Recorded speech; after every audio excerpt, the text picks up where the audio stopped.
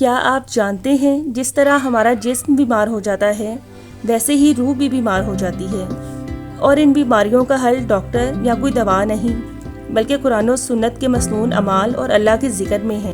آج کی روحانی محفل میں ہم انہی روحانی بیماریوں کا تذکرہ کریں گے اور قرآن و سنت کی روشنی میں ان کا حل بھی تلاش کریں گے۔ روحانی بیماریوں میں سب سے خطرناک روحانی مرض حسد ہے، جو نیکیوں کو آگ کی طرح جلا دیتا ہے۔ یہ دل کی وہ آگ ہے جو دوسروں کی نعمت دیکھ کر انسان کو جلاتی ہے۔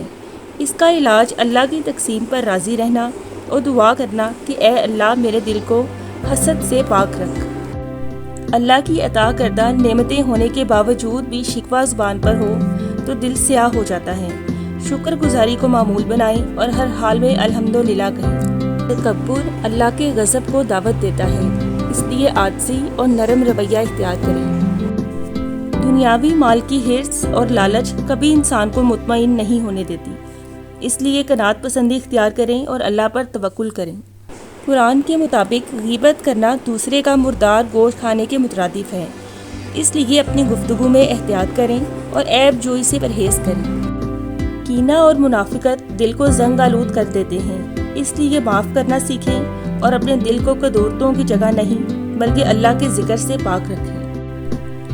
بخل اور کنجوسی برکت کو ختم کرتے ہیں اور دل کو سخت بناتے ہیں، اس لیے اللہ کی راہ میں خرچ کریں چاہے تھوڑا ہی کیوں نہ ہو۔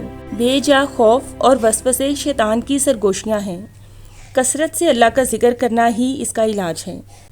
دنیاوی مال کی محبت انسان کا دل سخت بنا دیتی ہے۔ غربا اور مساکین پر خرچ کرنے کی عادت اپنائیں۔ غصہ ایمان کو جلا دیتا ہے اور رشتوں کو توڑ دیتا ہے۔ ہمیشہ باوضو رہنے کی کوشش کریں۔ دل کی سختی انسان کو اللہ کے ذکر سے غافل کرتی ہے، اس لیے لوگوں کے ساتھ دوستانہ اور شفقت بھرا رویہ اختیار کریں۔ اپنے غم اور پریشانی کی ہر وقت شکایت کرنا بے سکونی اور بے چینی کا باعث بنتا ہے۔ پریشانی میں دعا اور اللہ سے رجوع کریں۔ غصے میں بے قابو ہو جانا بہت نقصان دہ عمل ہے۔ اپنے جذبات اور نفس پر قابو پانا ہی اصل طاقت ہے۔ بدگمانی منفی سوچ کی عکاسی ہے، اپنا رویہ اور سوچ مثبت رکھیں۔ غفلت انسان کو ذکر اور نماز سے دور کرتی ہے۔ قرآن میں اللہ نے مایوسی کو کفر کہا ہے۔ مشکل ترین حالات میں بھی اللہ پر توکل اور رحمت کی امید رکھیں۔ الفاظ کے تیر تلوار سے زیادہ گہرے زخم دیتے ہیں، اپنے الفاظ کے چناؤ میں احتیاط اور نرمی رکھیں۔ جھوٹی انا اور تکبر اللہ کے ناپسندیدہ اعمال ہیں۔ عاجزی اور لچکدار رویہ ہی انسان کو کامیاب بناتے ہیں۔ ایک کاہل اور سست انسان دنیا اور آخرت دونوں کے اعمال میں ناکام رہتا ہے۔ سستی اور کاہلی سے اللہ کی پناہ طلب کریں۔ بے جا دکھاوا اور نمائش شیطانی اعمال ہیں۔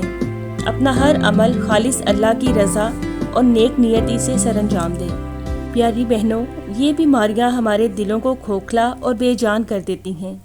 اگر ہم ان کا علاج قرآنی دعاؤں اور ذکر الہی سے کریں تو زندگی خوشیوں اور سکون سے بھر جائے گی۔ ملتے ہیں اگلی ویڈیو میں ایک نئے روحانی موضوع کے ساتھ۔